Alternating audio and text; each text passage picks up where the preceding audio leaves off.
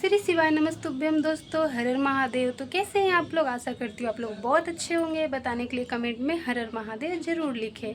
और आज मैं आप लोग के लिए फिर से नया ब्लॉग लेकर आई हूँ, जिसमें मैं आप लोग को जानकारियाँ दूंगी कि मंगलवार के दिन, हर मंगलवार के दिन हम अपनी मनोकामना पूर्ति के लिए, कर्ज मुक्ति के लिए, इच्छा पूर्ति के लिए और अपने बच्चों की अच्छी सेहत के लिए और उनके चिड़चिड़ापन को दूर करने के लिए हम मंगलवार के दिन ऐसा कौन सा उपाय करें। आप मंगलवार के किसी भी मंगलवार को ये उपाय कर सकते हैं। तो बहुत ही महत्वपूर्ण जानकारियाँ लेकर आई हूँ मैं आप लोगों के लिए, तो वीडियो के लास्ट तक बने रहिएगा। ठीक है, तो आगे मैं ज़्यादा आप लोगों का समय ना लेते हुए वीडियो के आगे मैं बढ़ती हूँ। तो ये उपाय शाम को आपको 5 बजे के बाद करनी है। ठीक है, तो पहला उपाय है मनोकामना पूर्ति के लिए, दूसरा इच्छा पूर्ति के लिए, तीसरा बच्चों के लिए उपाय है और चौथा कर्ज मुक्ति के लिए। तो आइए वीडियो के आगे में आपको मैं जानकारियाँ देती हूँ। तो सबसे पहला बात करती हूँ मैं, वो है मनोकामना पूर्ति के लिए। तो मनोकामना पूर्ति के लिए आपको मंगलवार का कौन सा उपाय करना है? आखिर मंगलवार को कौन सा ऐसा उपाय है जिससे हमारी मनोकामना पूर्ण हो सकती है? तो आइए मैं वीडियो के आगे मैं आपको बताती हूँ। तो जैसे कि मंगलवार की शाम को ये उपाय है, तो सबसे पहले आपको क्या करना है, आपको पान का एक बीड़ा लेना है। ठीक है, वो पान नहीं जो लोग खाते हैं, कत्था चूना डाला, कसैली डाला और खा गए, वो पान आपको नहीं लेना है। नहीं तो आपके दोस्त के भागीदार बनिएगा। आपको जाना है पान दुकान में, वहाँ पे जाके आपको बोलना है भैया हमको पूजा के लिए पान चाहिए। आपको बेड़ा बना के वो पूजा के लिए दे देंगे। ठीक है, तो आपका पान का बेड़ा लेना है और शाम के समय बजरंगबली के मंदिर में चले जाना है। बजरंगबली के मंदिर में जाने के बाद अपनी मनोकामना को बोलते हुए वो पान का बेड़ा बजरंगबली के सामने आपको समर्पित करना है और एक सरसों के तेल का आपको दीपक लगाना है, गोल बाती का। ठीक है, गोल बाती का दीपक लगाओगे, उस बेड़े को समर्पित करोगे और आपको वहाँ बैठकर 3 बार हनुमान चालीसा का पाठ करना है। याद रहे, मनोकामना पूर्ति के लिए है, बहुत ही विशेष रूप से आपको ध्यान रखना है कि आपको 3 बार पाठ करना ही करना है। ठीक है, आपकी जो भी इच्छा है उस पूर्ति को, वहाँ पर जो भी इच्छा है उस इच्छा को वहाँ पे रख के, बजरंगबली के सामने रख के आप 3 बार बजरंगबली का पाठ करोगे। पाठ करते करते तब तक आपका दिया भी ठंडा हो जाएगा, तब तक जो उसमें जो भी धूप बत्ती लगाई होगी वो भी पूरी जल जाएगी, आपका पाठ भी ख़त्म हो जाएगा और जो भी आपको मनोकामना है वहाँ आप रख कर वहाँ से आप घर आ जाइए। ऐसा नहीं कि फिर उस पानी के बेड़े को आपको उठा कर लानी है, नहीं, आपको मनोकामना पूर्ति के लिए करनी है तो उस पानी के बेड़े को वहीं पर छोड़ देनी है, दीपक को वहीं पर छोड़ देनी है और फिर से अपनी क्षमा प्रार्थना करके आपको घर वापस आ जाना है।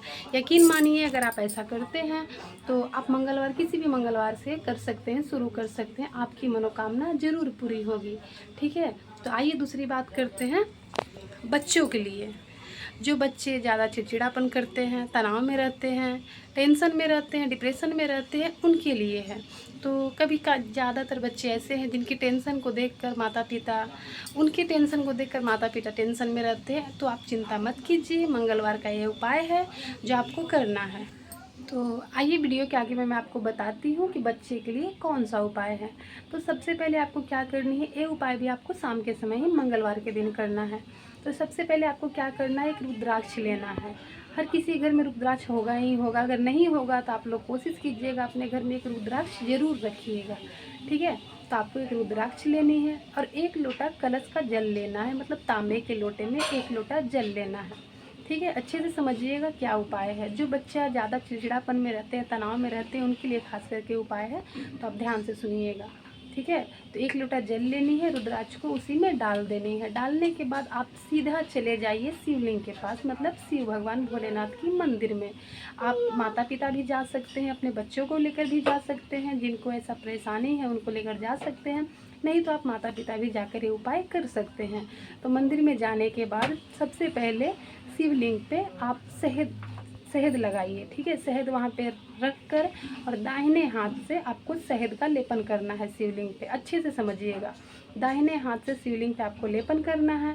उसके बाद वो जो रुद्राक्ष का जल आप लेकर गए हैं, उस बच्चे का नाम लेकर, उसकी दिक्कत को लेकर, इसकी तकलीफ को लेकर, उसका गोत्र लेकर कुंदकेश्वर भगवान के नाम से, ध्यान से सुनिएगा कौन सा भगवान का नाम है, कुंदकेश्वर भगवान के नाम से वो जल समर्पित करना है।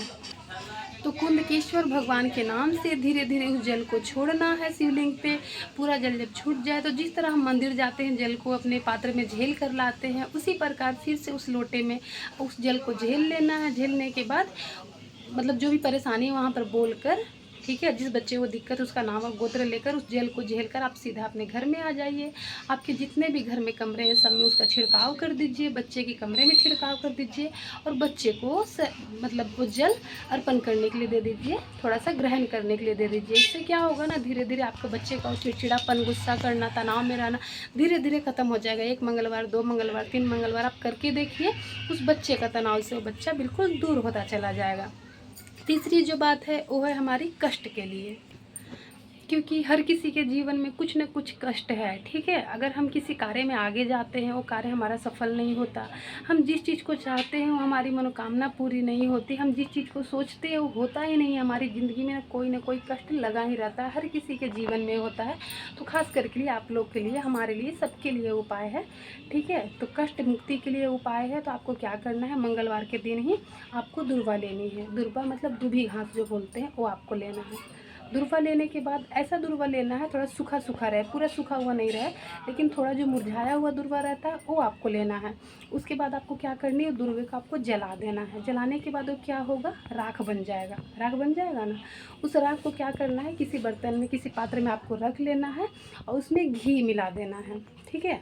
ध्यान से सुनिएगा, ये हमारे कष्टों के निवारण के लिए है। उसमें घी मिला देना है। घी मिलाने के बाद वो क्या होगा, लेपन टाइप का बन जाएगा, जिसका हम लोग लेप कर सकते हैं। तो एक चंदन के समान लेपन टाइप का हो जाएगा। उससे फिर आपको क्या करना है, आप जब भी किसी नए काम के लिए जाओ, जो काम आप सोच रहे हो उस काम के लिए आप जाते हो ना, तो गतिमान भगवान का नाम लेकर उस लेपन को अपने चंदन के टाइप का, अपने टीका के टाइप का उस लेपन को आप